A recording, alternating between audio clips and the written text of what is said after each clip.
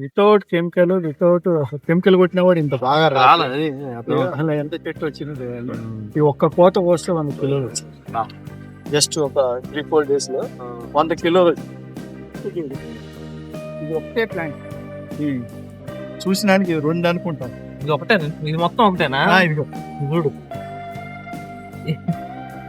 మొత్తం ఒకటే ప్లాంట్. ఒకటే చూసినండి 2-3 ఉన్నాయి. అదే అనుకుంటున్నారు, ఏంటి పక్క పక్కన పెట్టి ఇంత గుంపు గుంపుకి వచ్చేసి. చూడు కాయలు ఎన్ని ఉన్నాయో. అదే ఇది ఇంకా పెద్దగా ఉంది.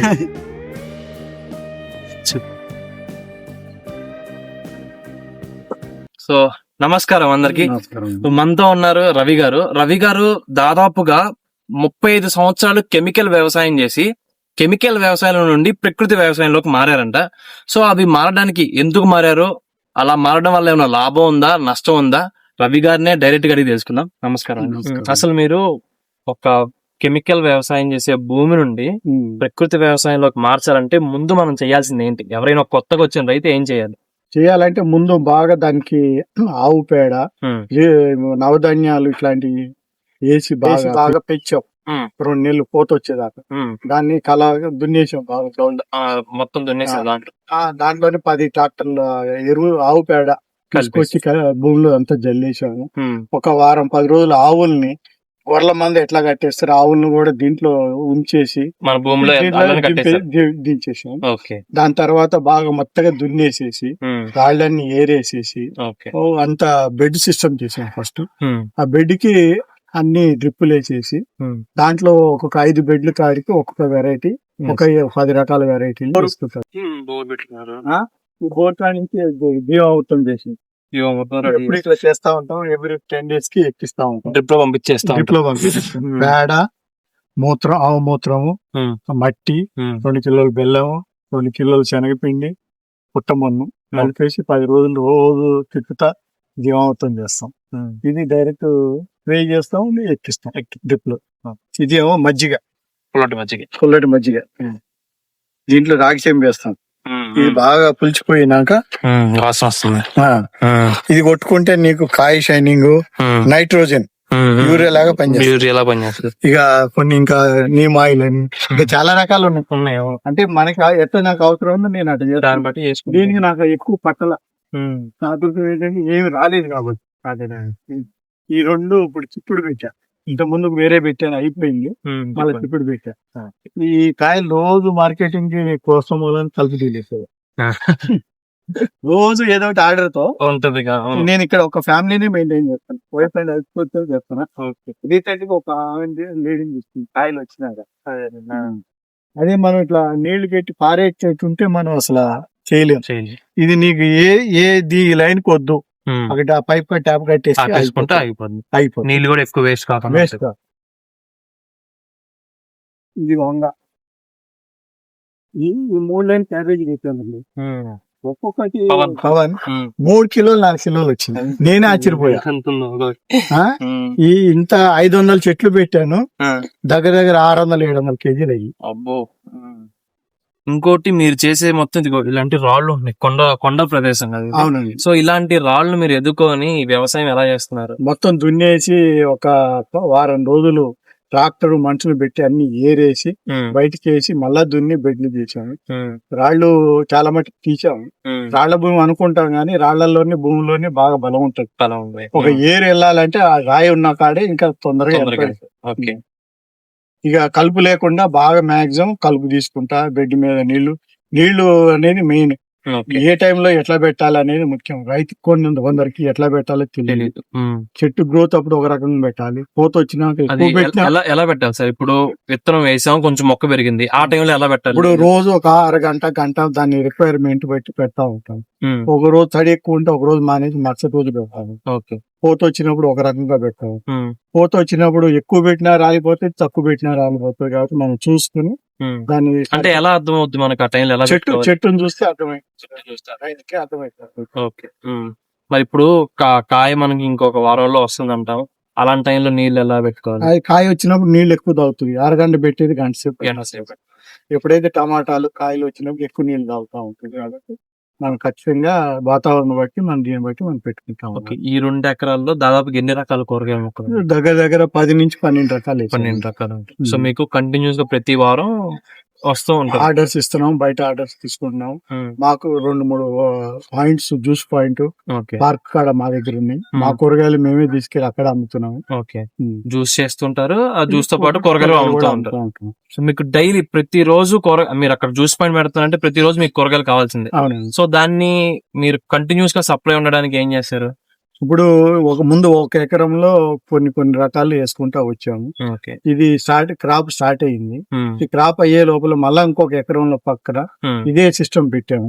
ఓకే. ఈ ఏదైతే ఇది అయిపోతుందో ఇది అవ్వగానే అవతల పక్క స్టార్ట్ అవుతుంది. స్టార్ట్ అయ్యి ఈ చెట్లు ఎప్పుడైతే ఈ పనికిరావో తీసేస్తామో అదే బెడ్ లో మళ్ళా ఇంకో రకం వేసి అదే అయిపోయే లోపల ఇది వచ్చేటట్టు ప్లాన్ చేశారు. సో ఎవరైనా ఒకళ్ళు ప్రకృతి వ్యవసాయంలోకి దిగాలన్నా రావాలన్నా అందరూ ఆలోచించేది ఏంటంటే దిగుబడి అనేది తక్కువ వస్తది, మార్కెటింగ్ లేదు. సో దిగుబడి తక్కువ వస్తది అనే మాటకి మీరు ఎలాంటి సమాధానం చెప్తారు? నాకు నేను పట్టించిన 35 సంవత్సరాల్లో కెమికల్ కంటే కూడా ఉమ్, ఇప్పుడు ఈ ప్రకృతి వ్యవసాయంలోనే నాకు పంట బాగా తీశాను. చాలా సంతోషంగా ఉంది. ఉమ్. నేను కూడా అంత వస్తుందని నేను కూడా కలగల. సుమారుగా ఎంత తీసుకుంటారు మీరు? ఏదండి, మీరు ఇవి స్టార్ట్ చేశారు కదా, ఒక వారం 10 రోజుల నుంచి వస్తున్నాయి. అది ఎంత ఇప్పుడు దాకా ఎంత రోజు యావరేజ్ 3,000-5,000 రూపాయలు కూరగాయలు ఈ వారం 10 రోజుల నుంచి అమ్ముతున్నారు? ఓకే. 50,000 నుంచి 60,000 రూపాయలు ఈ ఒక వారం 10 రోజులు వచ్చేసింది. ఓకే. నెక్స్ట్ ఇంకొకటి వేరే వాటితో కంపేర్ చేస్తే దీనికి మార్కెటింగ్ కొంచెం కష్టం అంటున్నారు. సో మార్కెటింగ్ ఎలా చేసుకోవాలి ఒక రైతు? ఆల్రెడీ మా గురువు గారికి గోశాల ఉంది. ఒక 7-8 సంవత్సరాల నుంచి ఉంది కాబట్టి ఆయన ఉన్న పాలు కస్టమర్లకి నమ్మకంగా కొన్ని కూరగాయలు పంపించి వాళ్ళు నచ్చినాక వాళ్ళ ద్వారానే ఒకళ్ళ నుంచి ఒకరికి వస్తాం. మాకు ఒక ఎంకరేజబుల్ గా ఉంది. సో అలా కాకుండా ఒక రైతుకి ఎలాంటి ఛానల్ లేదు. ఇప్పుడు మనకి గురువు గారు ఉన్నారు, గురువు గారు కాకుండా మనకి ఎలాంటి వాళ్ళు లేకపోతే ఒక రైతు ఎలా మార్కెటింగ్ చేసుకుంటారు? ఒక రైతు దీనికి కూలాళ్ళని జీతగాళ్ళని పెట్టకుండా ఒక ఫ్యామిలీ సొంతంగా ఉండి కొన్ని ఆకుకూరలు, కొన్ని కూరగాయలు, కొన్ని అట్లా 4 రకాలు వేసుకుని రోజు ఆకుకూర అనేది మార్కెట్కి వెళ్తే ఒక 500-1000 రూపాయలు వస్తాయి. 2-3 రకాల కూరగాయలు వేసుకెళ్తే ఒక 20-30 రకాల 30 కిలోలు 50 కిలోలు పోయినా ఒక 40 రూపాయలు పోయినా ఒక 1,500-2,000 వస్తాయి. ఒక కుటుంబం 2-3,000 రూపాయలు రోజుగా తెచ్చుకునే ఉపాయంగా వేసుకోవాలి. ఆలోచించేసి అలా ప్లాన్ చేసుకుంటే అప్పుడు డబ్బులు కనపడతాయి. ఏదో ఒక టమాటా ఒక ఎకరం వేసాము, వేస్తాము, ఒకసారి రేట్ వస్తుంది, రేట్ రాదు, అది పీకేస్తాము, మళ్ళా చెట్టు పెట్టి మళ్ళా నీకు కాపు తీసుకురావడానికి 3 నెలలు టైం పడుతుంది. ఈ 3 నెలల్లో నీకు రూపాయి రాదు. కాబట్టి ఒక్కటే దాంట్లో ఒక 7 ఎకరాలు 10 రకాలు వేసుకుని మనకి రోజు పాలిచ్చే గేదెలాగా మనం 1,000-2,000 ఎంతైనా కానీ అమ్ముకోగలిగితే రైతుకి నష్టం లేకుండా డబ్బులు కనపడితే చేయగలుగుతారు. ఇప్పుడు అక్కడ చూస్తే ఇక్కడేమో పచ్చిమిర్చి వేసారు, ఇక్కడ టమాటా వేసారు, అక్కడ వంకాయ వేసారు. సో దీనికి ఏమైనా ప్లానింగ్ ఉందా? అంటే కొన్ని మొక్కలు పక్క పక్కన ఉంటే బాగా న్యూట్రిషన్స్ ఎక్కువ తీసుకుంటే ఇంకో దాన్ని ఎదగనివ్వదు అంటారు కొంతమంది ఏమో ఈ మొక్క ఉండడం వల్ల ఈ మొక్క కూడా ఉపయోగం ఉంటుంది అంటారు. సో దాని వల్ల అలా ప్లాన్ చేసుకుని ఏమన్నా వేసారా లేదా నార్మల్ మామూలుగా చివరి నుంచి 5-5 బెడ్లు పెట్టుకుంటా వచ్చాము. ఇక్కడ మేము ఈ నార్లని మేము పోస్తున్నాము, ఖాళీగా ఉన్నాయని చెప్పి నేను అన్ని రకాలు ట్రై చేయాలని పెట్టాము. ఇప్పుడు దీంట్లో కాకర పెట్టాను, క్యాబేజీ పెట్టాను, కాలీఫ్లవర్ పెట్టాను, బ్రొక్లిన్ పెట్టాను. ఇవి అయిపోయినాక ఈ కాకర పైకి మళ్ళీ ఇదే బెడ్ లో ఇప్పుడు ఈ మిర్చి పెట్టాను, పక్కనే అల్లం పెట్టాను, మామూలుగా మన కొన్ని చామదుంపలు పెట్టాను. ఇవన్నీ కూడా లాంగ్ టర్మ్ పంట, 5 నెలలు 6 నెలలు వచ్చింది. 1-2 నెలలు ఈ మిరప తోట 4 నెలలు అయిపోయినాక అది పైకి వచ్చి మనకి 2 ఆదాయం కూడా కింద కూడా వస్తుంది. ఒక బెడ్ లో ఎడల్పు చేసుకుని 2-3 రకాలు పెట్టుకోవచ్చు. ఇప్పుడు ఎవరైనా ఒక రైతు ఒక చిన్న ప్లేస్ ఉన్నప్పుడు ఒక 5 బెడ్లు చేసుకున్నారు అనుకోండి, 5 బెడ్లు ఎలా ప్లాన్ చేసుకుంటే బెటర్ అంటారు మీరు? ఇప్పుడు 5 బెడ్ల ముందు ఒక బెడ్ లో 4 రకాల ఆకుకూరలు, ఒక మధ్యలో 4 రకాల కూరగాయలు వేసుకుంటే ఈ కూరగాయ పెరిగే లోపల అంటే వర్ష ఎలా ఉంటే బాగుంటది అంటే 5 రోజులు తీసుకున్నారు అనుకోండి. ఇప్పుడు ఒక బెడ్ ఒక 100 ఫీట్లు ఉందండి.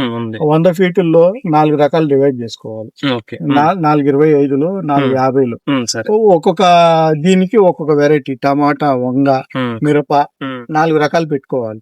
ఈ కాపు వచ్చే లోపల ఈ మధ్యలో ఆకుకూరలు వేసుకోవాలి. తోటకూర, పాలకూర, మెంతికూర, ధనియాలు, అవి కూడా డివైడ్ చేసుకుని వేసుకుంటే మనకి 20 రోజుల్లో ఆకుకూరలు వస్తాయి. ఇది మార్కెట్ చేసుకుంటాము, డబ్బులు వస్తా ఉంటాయి. ఈ లోపల మళ్ళీ అవి అందుకుంటాయి మనం. అందుకుంటే ఆ కూరగాయలు వచ్చినప్పుడు మీరు అది చేసుకుంటా ఉంటారు. ఈ 5 బెడ్లు చేసుకున్నప్పుడు ఈ గ్యాప్ తో 20 రోజులు 15 రోజులు గ్యాప్ తో పెట్టుకుంటా వెళ్ళాలి.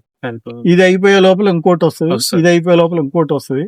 మీకు రోజు బ్రేక్ లేకుండా ఇన్కమ్ వస్తుంది. అటు ఆకుకూరలు వస్తాయి, ఇటు కూరగాయలు వస్తాయి. ఇది అయిపోగానే ఆ కూరగాయలు వస్తాయి. ఇప్పుడు ఇది అయిపోయిన బెడ్లు, ముందు అయిపోయిన బెడ్లు అక్కడికి వెళ్లే లోపల మళ్ళీ ఇది మార్చి ఇంకోటి వేసుకోవచ్చు. వేసిందంటే వేయకుండా కూరగాయ మారవాలి. టమాటా వేసిందంటే వంకాయ, వంకాయ వేసిందంటే మిర్చియో, మిర్చి వేసిందంటే టమాటో, పంట మార్పిడి అయితే కావాలి. ఎప్పుడు ఒకే దాంట్లో పంట వేయకూడదు. అలా వేయడం వల్ల పురుగులు గానీ అవి గానీ ఎక్కువ వస్తాయి. ఈ 5 లైన్లో 100 కిలోలకు మొన్న ఫస్ట్ కోత. దీంట్లో కూడా 2 రకాలు ఉంటాయి వంకాయలు. ఇప్పుడు మీరు తీసుకొచ్చింది ఈ రోజు ఇదేగా? నిన్న 50 కిలోలు కోసాను, అందుకని నీకు కాయలు కనపడలేదు. అదే ఇగో ఇట్లా ఉంటది కలర్. ఇది వేరు. ఓకే. అవి బ్లాక్, ఇది పర్పుల్ కలర్ లో సార్లు వస్తాయి. అవును, ఇది వేరు అది వేరు. అక్కడేమో పొడుగు వంకాయలు పెట్టాం, మన గులాబీ అక్కడ పెట్టారు. అవును. ఇక్కడ ఏమైందంటే అక్కడ బలం బాగుంది, నీ చెట్లు చూడు. అవును, ఎత్తుగా ఎదిగినాయి, బాగా ఎదిగినాయి. ఏమైందంటే ఇక్కడ సున్నం రాయి కొంచెం, అందుకని గ్రోత్ తక్కువ ఉంది. మనం ఎంత బలం వేసినా భూమిలో దాని మూలం ఈ ఆర్గానిక్ ఫార్మింగ్ కానీ నేచురల్ ఫార్మింగ్ కానీ మనం బాగా చేయగలం. ఎలాంటి వర్క్స్ ఎక్కువ చేయడం వల్ల? వర్క్స్ అనేది ఏమి లేదు, మన ప్రదేశం రోజు పొద్దున్నే కంపల్సరీ తిరగాలి. ఏ చెట్టు ఎట్లా ఉంది, ఏం పురుగు ఉంది, కంపల్సరీ చూసుకోగలిగితేనే. ఏదో డబ్బులు ఉన్నాయని చెప్పి నేను జీతగాని పెట్టేసి మన ఇంట్లో కూర్చుంటే కాదు. సొంతంగా మన ఎంత పనివాడు ఉన్నా మనం చూసుకుని టైం టు టైం కొడితేనే ఇది. నేను ఈ షెడ్యూల్ ఇక్కడికి వచ్చినాక ప్రతి ఆదివారం ఏదో ఒకటి ఎక్కియాలి, కొట్టియాలని ఒక ప్రోగ్రామ్ పెట్టుకున్నాం. ఆ ప్రతి ఆదివారం నాడు ఎక్కిస్తాము, ఏదో ఒకటి స్ప్రే చేయాలి. ప్రతి ఆదివారం నాడు మార్చుతాం, ఏదో ఒకటి మనకి చేతనైంది ఎక్కిస్తాం. ఫర్ ఎగ్జాంపుల్ ఈ రోజు జీవామృతం ఎక్కించాము. మొన్న ఒకసారి నేను మన కుంకుడుకాయ రసం, కుంకుడుకాయ పౌడర్ కొట్టి దాన్ని నానబెట్టేసి దాన్ని జ్యూస్, అది పురుగులను చంపుద్ది. అట్లా రకరకాలు రూట్కి పెరిగి కొన్ని ఇవి ఉన్నాయి. అయ్యి ఏదైతే కొడుతున్నావో అదే ఇది ముందు పైన కూడా స్ప్రే చేసుకుంటా వచ్చాను. సో ఎవరైనా ఒకళ్ళు ప్రకృతి వ్యవసాయం చేద్దామంటే అబ్జర్వేషన్ ఇంపార్టెంట్, దాన్ని ఎలా వేసుకోవాలో planning important, water management important, and ఇంకోటి మనమే అమ్ముకోవాలి. సొంత మార్కెటింగ్ అయితేనే ఈ ప్రకృతి వ్యవసాయంలోకి రావాలి. మనం వెళ్ళి ఏజెంట్ దగ్గర పోయి ఇచ్చేస్తే అటు ఏదో రేట్ తీసుకుంటాడు, అటు 10% తీసుకుంటాడు, ఇది అవుతుంది. అట్లా కాకుండా మనం సిగ్గుపడకుండా మనం కూర్చుని అంతే 1 గంట 2 గంటలు మనం అమ్ముకుని రాగలిగితే మన డబ్బులు మనకి కమిషన్ మిగులుతుంది. పనాలు పెట్టుకోకుండా ఒక ఫ్యామిలీ ఉంటే ఈజీగా 2-3 వేలు డైలీ సంపాదించుకోవచ్చు. కాకపోతే ఒకటే రకం వేయకూడదు, మల్టిపుల్ వేయాల్సింది. అప్పుడు నీకు టమాటా రేట్ ఉంటే టమాటా ఉంటది, ఒక్కోసారి వంగ రేట్ ఉండదు, వంగ ఉన్నప్పుడు టమాటా రేట్ ఉండదు, మిర్చికి రేట్ ఉన్నప్పుడు వేరేది ఉండదు. కాబట్టి 4 రకాల్లో ఒకటి మనకి ఖచ్చితంగా. ఫర్ ఎగ్జాంపుల్ నాకు ఇప్పుడు టమాటా ఉంది, మార్కెట్ తక్కువ ఉంది, బయట 15-20 రూపాయలు అమ్మినా నేను 30-40 రూపాయలు అన్నా తీసుకున్నాను. నా క్వాలిటీ బాగుంది, ఇది ఉంది. నేను క్యాబేజీ అమ్ముతున్నా, నేను 40 రూపాయలు అమ్ముతున్నా, బయట 15-20 ఉంది. ఈ రోజు వంకాయ 40 రూపాయలు అమ్ముతున్నా. మిర్చి ఈ రోజు నేను హైయెస్ట్ 80 రూపాయలు అమ్మాను. 80 రూపాయలు నా దగ్గర నేనే. అట్లా 4 రకాలు ఉంటే ఒకదానికి రేట్ ఉన్న ఒకదాని లేకపోయినా మన కవర్ అయిపోతుంది, బ్యాలెన్స్ అయిపోతుంది. అది మస్ట్ మాట. సో చూశారు కదా మన రవి గారు ఎలాంటి సూచనలు ఇచ్చారో. దాన్ని బట్టి మీరు కూడా ఎవరైనా ఈ ప్రకృతి వ్యవసాయం స్టార్ట్ చేద్దాం అనుకున్నా, ఆల్రెడీ ప్రకృతి వ్యవసాయం చేస్తున్నా, ఈ ప్లానింగ్ తగ్గట్టు మీరు కూడా మీ ఫీల్డ్ ని కొన్ని మార్పులు చేర్పులు చేసుకుంటే మీరు కూడా సక్సెస్ అవుతారు. సో ఇలాంటి ఇన్ఫర్మేటివ్ కంటెంట్ కోసం వెంటనే మన ఛానల్ ఫాలో అయిపోండి, మీ ఫ్రెండ్స్ అండ్ ఫ్యామిలీతో షేర్ చేయండి. So thanks for watching the video. Have a great day.